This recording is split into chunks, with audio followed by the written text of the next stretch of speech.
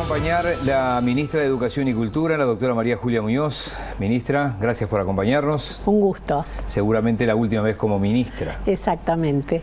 Voy a empezar por el final. ¿Ya sabe qué va a hacer después del 1 de marzo? Sí, pero actividad privada. Actividad privada. Claro. Totalmente retirada de la política. De retirada de la política, no, porque bueno, en es realidad imposible, militar digo, pero en de cargos sí. De cargos sí, pero de la política nunca y del Frente Amplio menos. ¿Hay alguna cosa que está en la ley de urgente consideración, en el anteproyecto? Esto es un proyecto, esto es un borrador. Por suerte. Sí, sí, obviamente. Si fuera una ley era desastroso. Y es probable que lo digan hasta en la propia coalición multicolor, que algunas cosas por suerte sean un borrador. Usted ha hablado de otras cosas que obviamente a Roberto no le dio el tiempo. Hay que priorizar y elegir para el informe que hizo, que tiene que ver, por ejemplo, con las reválidas. Arranco por ahí porque van a ir al Ministerio de Educación y Cultura, es decir, que pasen de la universidad al Ministerio de Educación y Cultura. ¿Cuál es su opinión con respecto a eso? Bueno, en realidad el rector dio una opinión muy compartible. En primer lugar, para incorporar cambios en la ley orgánica a la que de alguna manera todos los uruguayos, las uruguayas le tenemos tanto respeto, es importante consultar a la Universidad de la República, porque es nuestra mayor casa de estudios, sin lugar a dudas, donde queremos además que se formen cada vez más y más uruguayos, porque el deseo es la universalización de la educación terciaria, tanto universitaria como no universitaria, por lo cual tomar para sí, con el argumento que dio el ministro designado de que los acuerdos los firma el país y por lo tanto lo tiene que hacer el ministerio. Para decirle a la gente, estamos hablando de los que vienen del extranjero. Los que vienen del extranjero, exactamente, que se le va a revalidar el título de médico, por ejemplo, de abogado, de ingeniero, y cada una de las facultades ya tiene como una plataforma en la cual hace todo el correlato de lo que es la currícula y la carga horaria de esa currícula en el Uruguay para compararla con el correlato del extranjero que viene. ¿El Ministerio hoy está preparado para hacerlo eso? No, de ninguna manera. Eso es lo que decíamos. Hay un desconocimiento no solo del sistema educativo, sino de las realidades institucionales. Un gobierno que va a bajar el gasto del Estado, que va a disminuir los funcionarios públicos, en realidad esto es una carga para una organización. Nosotros en este periodo hemos trabajado intensamente con la Universidad de la República para que se aceleren los tiempos, y los tiempos para las reválidas se bajaron muchísimo por la propia universidad. No hace mucho me dijo que en el Ministerio se ha jubilado mucha gente y que le falta gente al Ministerio. Totalmente, ¿le falta gente? Claro, y la gente, cuando usted le habla al ciudadano de que va a haber cambios en la seguridad social, que va a haber posibilidades de aumentar la edad de retiro, de aumentar los años requeridos para la jubilación, el que está en la puerta se va. O sea, se ha ido muchísima gente, falta muchísimo personal administrativo, incluso el personal técnico que está realizando toda la tarea que tiene que ver con los sueldos, no tienen administrativos para colaborar con ellos. Esta administración, cuando digo esta administración, hablo Mujica Vázquez, no se salvó de los cuestionamientos de los sindicatos de la enseñanza. ¿Usted tuvo algún choque fuerte? Incluso le cantaban ahí, en algún lugar entraba y le cantaban cosas. Sí, incluso hubo una declaración de esencialidad. ¿Se lo ha replanteado? ¿Eso lo volvería a hacer? Bueno, en realidad uno nunca vuelve a tomar las mismas medidas en ningún orden de la vida porque las circunstancias siempre son otras. Ahí está. Cada situación es cada situación. Yo creo que le faltó trabajo político a la medida, pero en realidad estábamos en una coyuntura de o la huelga general o el acuerdo. Digo, la coyuntura también era compleja por parte de los sindicatos y de alguna manera después con una semana de intensas conversaciones se llegó a un diálogo en el que yo creo que lo bueno que tiene la participación de los docentes, la participación de los estudiantes, la participación de los delegados de las asambleas técnico-docentes, de los trabajadores, de los sindicatos, es que siempre hay miradas diferentes, muy diferentes, de acuerdo al lugar en donde uno está, y esa administración de tensiones es lo que da lugar a que las cosas se hagan mejor.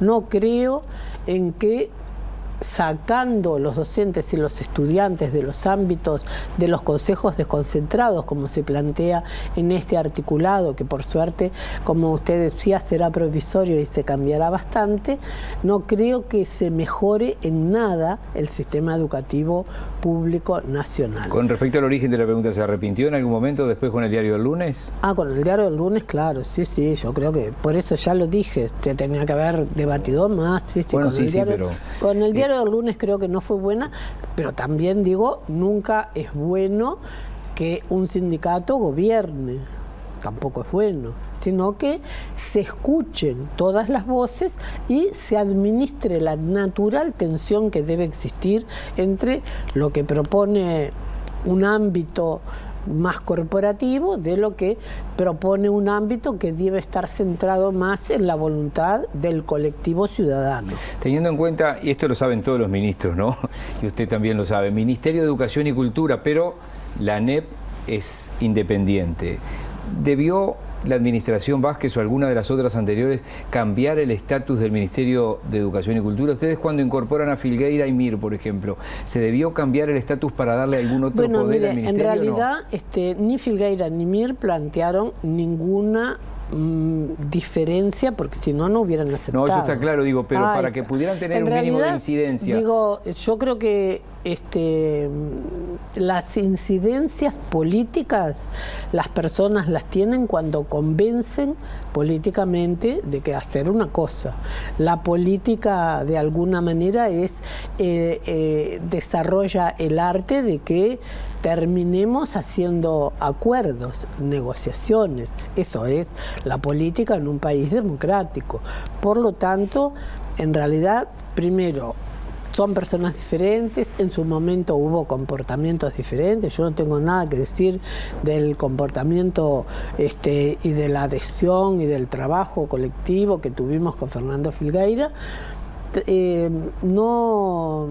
Nunca le oí que hubiera que tener incidencia del ministerio directamente. ¿Usted no lo pensaba tampoco? ¿Cómo? ¿Usted no lo pensó tampoco en ningún momento? No, en realidad yo soy egresada de la UDELAR, le diría, he tenido ese privilegio en la vida y creo en la autonomía y de las organizaciones de educación. ¿Qué opinión le merece Robert Silva al frente del CODICEN? Excelente. Él siempre dice que incluso delante de Neto le dije que debía ser el presidente del CODICEN.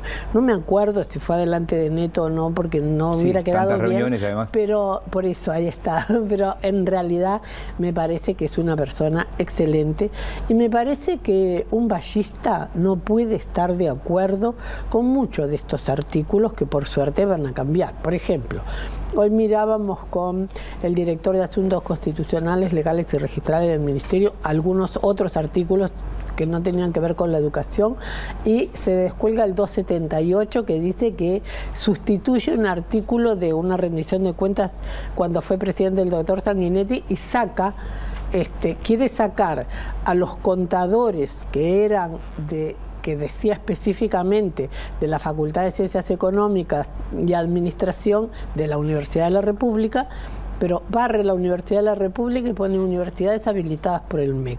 Las universidades habilitadas por el MEC son las privadas.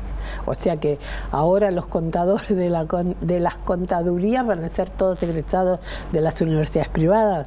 Digo, yo creo que primero, es un gran error conceptual, pero creo que corresponde a un error en la redacción de un artículo que no puso egresado de la universidad pública y las privadas. En un minuto, sé que es grande el desafío que le planteo. Si tuviera que decir su mayor logro y algo que se quedó con ganas y falta de tiempo. Le voy a decir, lo que más me quedé con ganas, no por falta de tiempo, sino por falta de apoyo de los partidos que hoy están en la coalición, es darle al cuerpo docente uruguayo una universidad de la educación. Y eso no es que no se hizo por desidia del gobierno, porque en realidad se trabajó intensamente con todos los colectivos a lo largo y a lo ancho del país, con los docentes, con los estudiantes. Recorrimos todos y cada uno de los partidos políticos, de los más pequeños, del Partido de la Gente, hasta Partido Nacional, Partido Colorado. En realidad los Partido Nacional nos decía que la Universidad de la Educación, como tal, el nivel universitario no les parecía mal, por eso me llama la atención lo que sucedió con esta ley, no le parecía mal, pero sí le parecía mal el cogobierno. Entonces, en realidad, grandes personas del Partido Nacional, con las que tengo con algunos amistad, con otros buen conocimiento y buen relacionamiento, los conocí, algunos en la FEU y otros en la Asociación de Docentes de la Universidad de la República. O sea, son formados en el cogobierno. Y ese rechazo al cogobierno, que participen... Nos sacan del aire. ¿Y el principal logro que usted quiera mencionar? ¿El principal logro que quiera mencionar?